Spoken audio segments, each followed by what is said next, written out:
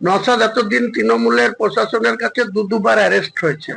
নওশাদকে vote দেওয়ার অপরাধে কিছু না হলে ভাঙড়ের 100টা ফ্যামিলি মিথ্যা কেসে আসামি হয়ে আছে। তখন থেকেছে, কোন লিফট দিয়ে নেমে গেছে, সব আছে, দিয়ে দেবো। এমসির কাছে দর বাড়াচ্ছে যে হুমায়ুন কবিরের কাছে যাব না, যদি আমাকে 20টা সিট দিয়ে দাও। তো 20টা সিট লেখ না, কাকে 20টা প্রার্থী দিবে, তারপরে কটা জিতবে, 5টা না কটা প্রার্থী দিয়ে তো একটা জিতেছিল। তো যাক না, পচা আলুতে যদি বস্তায় ঢুকে তা সব আলু পচে যায়, তেমনি ও আবার পচে যাবে। ভাঙড়ের বিধায়ক হওয়ার দ্বিতীয়বারের জন্য স্বপ্ন ওর ভঙ্গ হয়ে যাবে। আরে নির্বাচন কমিশন কোথায় দাঁড় করেছে? নির্বাচন কমিশন, ইলেকশন কমিশন রাজ্যের চিফ সেক্রেটারিকে বলেন আর সিও কে বলেন। চিফ সেক্রেটারি কার আন্ডারে, ডিএম রা কার আন্ডারে? চিফ সেক্রেটারির আন্ডারে। জেলায় যান না, ব্লকে যান না, বুথ লেভেলে যান না। কি দিল্লির অফিসাররা করছে? ডিফেন্সের অফিসার করছে, না দিল্লির কোনো ল্যান্ড দপ্তরের অফিসাররা করছে, না কোনো শিক্ষা দপ্তরের অফিসাররা করছে? রাজ্য সরকারের আধিকারিকরাই তো এই নির্বাচনের কাজ করছে। তারা তো নির্বাচন কমিশনের অধীনে কাজ করছে। আরে অধীনে হলো তো কি হলো? আপনাকে অধীনে কাজ করছে মানে কি? উনাকে কোথায় বলেছে? কোটা একটা দেখাক যে তোমাকে মাস্ট 1000 খসড়া তালিকা আছে, সেখানে তোমাকে 500কে নোটিশ করতে হবে, এটা ইলেকশন কমিশন বলেছে। একটা দেখাতে বলেন, আমাকে দিতে বলুন। হ্যাঁ, ভীতি প্রদর্শন করা হচ্ছে। কেন? মুসলিমরা যাতে আগামী দিনে মমতা ব্যানার্জি তাদের মাসিয়া, তাদের ভোটার লিস্টে নামটা রাখার জন্য মমতা ব্যানার্জি, অভিষেক ব্যানার্জি ক্রেডিট নেওয়ার জন্য তার আধিকারিকরা এসব করছে। এসব করে কোনো লাভ হবে না। আমি তো বলছি, মুসলমানদের জেনুইন যারা রাষ্ট্রবাদী মুসলমান, যারা নমিনেশন ফর্ম পেয়েছে, সেই ফর্ম যারা ফিল করে দিয়েছে, তাদের কাছে রিসিভ কপি আছে একটা করে। আমার বাড়িতে 4টে ভোটার, 4টে রিসিভ কপি আমার কাছে আছে। আমি খসড়া তলা দেখে নিয়েছি, সেখানে নামও আমার আছে। আমাকে যদি হিয়ারিং এর নোটিশ ডাকে, আমি তো যাবোই না। আমি সবাইকে নিষেধ করব যে কোথাও যাওয়ার দরকার নাই, অ্যাটেন্ড করারই দরকার নাই। দেখি না কটা নাম্বার দেয়। আপনি শুভেন্দু অধিকারীর মতো রাষ্ট্রবাদী মুসলমান, স্থায়ী দাদা মুসলমান, জন্ম জন্ম থেকে যারা উত্তরসূরি হিসাবে তাদের বাপ দাদা, তার ঠাকুরদা যারা এখানে বসবাস করেছে। 1947 সালে ভারত স্বাধীনতা পেয়েছে। তারপরে কবে ভারত থেকে ভেঙে পশ্চিম পাকিস্তান হয়েছে, তারপরে পশ্চিম পাকিস্তান ভেঙে 1971 সালে শেখ মুজিবুর ইন্দিরা গান্ধীর দয়ায় বাংলাদেশ হয়েছে। এরা তো সবসময় বলে বাংলাদেশের অনুপ্রবেশকারী। কোথায় অনুপ্রবেশকারী? 58 লক্ষ নাম বাদ গিয়েছে। কত হিন্দু লোক আর কত মুসলিম লোক? শুভেন্দুকে বলুন রিপোর্ট কার্ড বের করতে। এসব বেকার চিল্লামিল্লি করে বাংলার মানুষকে বিভ্রান্ত করে লাভ হবে না। যেমন অভিষেক, তেমনি মমতা, তেমনি শুভেন্দু। এরা বলছে যে সব বেআইনি অনুপ্রবেশকারী। কোথায় বেআইনি অনুপ্রবেশকারী? মুর্শিদাবাদ জেলায় 2 লক্ষ মতো লোকের নাম বাদ গিয়েছে। 60 লক্ষ নাম ছিল, 58 লক্ষ আছে। কোথায় বেআইনি মুসলমান? ওখানে 2 লক্ষর ভিতরে দেখুন 1,40,000 হিন্দুদের নাম বাদ গিয়েছে। কমিশনকে জানিয়েছেন যারা সরকারের আপনি বলছেন যেটা পরিকল্পনা কমিশনকে জানিয়ে তার প্রয়োজন আমি মনে করছি না, কারণ এটা কমিশন এটা ইন্টেনশনালি করছে না। কমিশনকে নির্দেশ পালন করতে গিয়ে রাজ্য সরকারের লোয়ার লেভেলের আধিকারিকরা, ব্লক লেভেলের আধিকারিকরা এই মিসম্যানেজমেন্টটা চালাচ্ছে। আমি তাদের অফিসে গিয়ে হামলা করব, তাদের অফিসে গিয়ে ঘেরাও করব, তাদেরকে সোজা করব।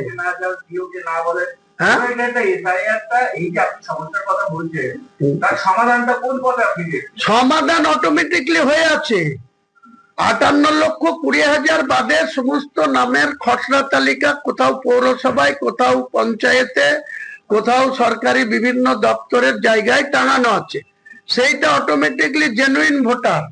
এই 58,20,000 বাদ দিয়ে যে ভোটার, আর যেটা 18 বছর পুজবে যাদের 1/1/26-এ, তাদের যে নতুন ভাবে যে বার্থ সার্টিফিকেট দিয়ে যে ফর্ম ফিল হবে, সেই সংখ্যাটা যা দাঁড়াবে সেটা 14 ফেব্রুয়ারি তালিকা প্রকাশ হয়ে যাবে।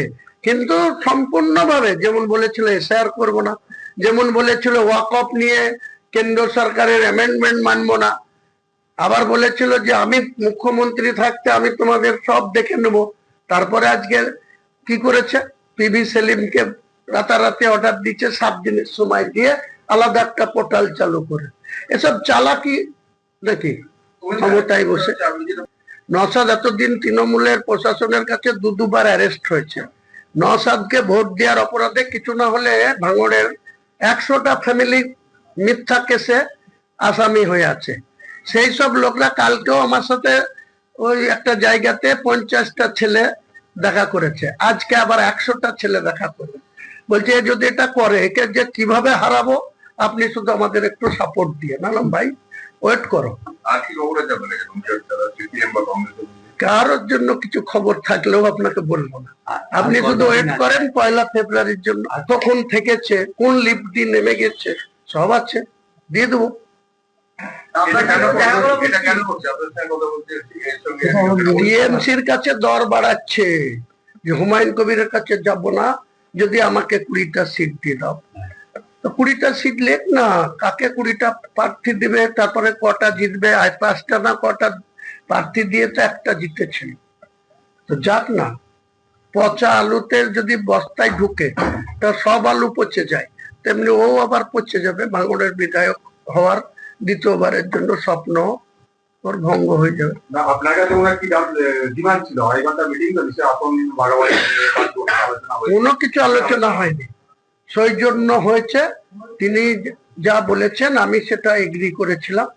তারপরে তিনি যে নাটকবাজি করছেন, তিনি যে বড় বড় কথা বলছেন, কিছু সাংবাদিক বন্ধুকে উনি ওই দিন দেখা করেন, আমার কোনো দুঃখ হয়নি। আমি তো দেখা করার জন্য যাইনি, আমি ওইখানে বাড়ির পাশে ইব্রাহিম সিদ্দিকের কাছে গেছি, তাই সৌজন্য বাড়িতে গেছি, হয়নি কিছু ব্যাপার। উনি বলছে ওনাকে নাকি অ্যাপ্লিকেশন করতে হবে। উনি বিমান বোসকে অ্যাপ্লিকেশন করছে, হাতে পায়ে ধরে বেড়াচ্ছে। হুমায়ুন কবিরের আজকের দিনে যা ভোট পার্সেন্টেজ আছে, ব্যান্ড হয়ে গেছে হুমায়ুন কবির বাংলার ভোটারদের কাছে। আমি কাউকে যাদের 3% ভোট আছে তাদের কাছে আমি অ্যাপ্লিকেশন ডালবো যে আমার সাথে জোট করেন? কোনো দরকার করে না। হুমায়ুন কবিরের হারানোর কিছু নেই। Humayun Kabir open to all ছক্কা মারবে, না বোল্ড হয়ে বাড়ি ঢুকে যাবে। যদি বিজেপিকে ক্ষমতায় আসতে না দেওয়ার জন্য কোন দলের সদিচ্ছা থাকে, তৃণমূল কংগ্রেসকে ক্ষমতাচ্যুত করার সদিচ্ছা যদি কোনো রাজনৈতিক দলের থাকে, তিনি আমাকে আলিমউদ্দিন স্ট্রিটে ডাকলেও চলে যাবো, আমার কোনো ইগো নাই। কেউ যদি নওশাদ যদি আমাকে কোথাও ডাকে চলে যাব, আমার কোনো ইগো নাই। কিন্তু আমার কাছে খবর আছে যে নওশাদ বেশি চালাকি করছে, সে আমার সঙ্গেও কথা বলছে, পাশাপাশি টিএমসির সাথেও সিট শেয়ারিং করার জন্য বসছে। তো বসতে দিন, যদি নওশাদ এই ভুল করে তাহলে নওশাদকে ভাঙড়ে কিভাবে হারাবো নওশাদ ঠিক টের পেয়ে যাবে। তৃণমূলের সাপোর্ট পেলেও নওশাদ আর দ্বিতীয়বারের জন্য এমএলএ হবে না, এটুকু বলে দিই। কোর্ট আমি করছি না, নওশাদ করছে, গোপনে কার কার সাথে মিটিং করছে সব খবর হুমায়ুন কবিরের কাছে আছে। সময় আসলে ওপেন করে দেবো। ওনাদেরকে যখন বলছি আপনি কিসের বেসিসে কি ডকুমেন্টস এর জন্য আপনি 400 লোককে হিয়ারিং এ ডাকছেন, আপনার হিয়ারিং এর আসল উদ্দেশ্য কি, তাকে কোন ডকুমেন্ট? আমি যদি জেনুইন না হই, আমার যদি 2002 এর কোন ডকুমেন্টস না থাকে, আমাকে অ্যাপ্লিকেশন ফর্ম দেওয়া হলো কেন? প্রথম প্রশ্ন। তাহলে দেওয়া হয়েছে, তাহলে আমি জেনুইন ভোটার, তাহলে সেটা ফিল আপ করে দিয়েছি। তারপরে খসড়া তালিকায় আমার নাম আছে, মানে আমি জেনুইন ভোটার। তারপরে তাকে কোন রিজিমে কোন গ্রাউন্ডে তাকে আবার নোটিশ করছে, ওরা নিজেরাই স্বীকার করছে যেটা অটোমেটিক জেনারেটর হয়ে যাচ্ছে। কেন অটোমেটিক জেনারেটর হবে? কেন অটোমেটিক জেনারেটর হবে কেন? এই ভুলটা কার? রাজ্য সরকারের আধিকারিকদের। ভোটাররা কেন তার জন্য সাফারার হবে? ভোটাররা কেন চিন্তিত হবে? তার নামে যখন নোটিশ হচ্ছে, সেই গ্রামে যে যখন নোটিশ সার্ভ করছে তারা তো চিন্তায় পড়ছে যে হঠাৎ আমার নাম তো সবই ঠিক আছে, আমি ফর্ম জমা দিয়েছি, আমি রিসিভ কপি আছে, আমার নাম খসড়ায় আছে, তাহলে আবার কেন আমাকে নোটিশ দেওয়া হচ্ছে? তখন আধিকারিকরা আমাকে বলছে আপনি এ নিয়ে কিছু করেন না, এটা আমাদের ডিপার্টমেন্টের ভুল, এরা জেনারেটর লোড করতে গিয়ে এই ফর্মুলা করেছে, তার জন্য এটা অটোমেটিকলি জেনারেটর হয়ে যাচ্ছে, নোটিশ সার্ভ হয়ে যাচ্ছে। এটা তো বাংলার মানুষের সঙ্গে এই ধরনের আচরণ কেন করবে রাজ্য সরকার, তার আধিকারিকরা কেন করবে? তৃণমূল কি বললো তার জবাব আমি দেবো না। রেজিস্টার হয়েছে কি হয়নি, কোন প্রতীকে লড়বো, নওশাদের কোন প্রতীকে লড়েছে, কার প্রতীকে লড়েছে, আমি কার প্রতীকে লড়বো, আমার রেজিস্টার হয়েছে না হয়নি তা ইলেকশন